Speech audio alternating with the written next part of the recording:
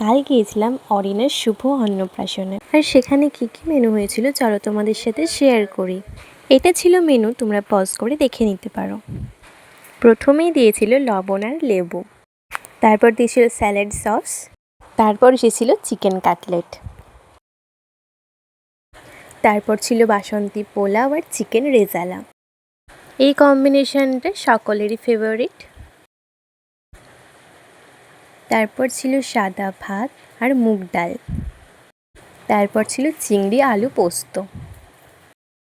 পোস্ত দিয়ে খাওয়ার পর চলে এসেছিল সর্ষে পাবদা। মাছটা কিন্তু দারুণ ছিল। জায়গাটা খালি করে নিয়েছিলাম কারণ এবার আসছে মাটন কষা, আর মাটন কষাটা জাস্ট দারুণ হয়েছিল।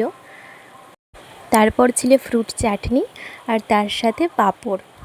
চাটনির সাথে পাঁপড়ের কম্বিনেশনটাও কিন্তু দারুণ লাগে। তারপর ছিল পায়েস, তারপর ছিল রসগোল্লা, রসগোল্লাটা ভীষণ নরম ছিল। তারপর ছিল সন্দেশ, সন্দেশটা খুব সুন্দর খেতে ছিল।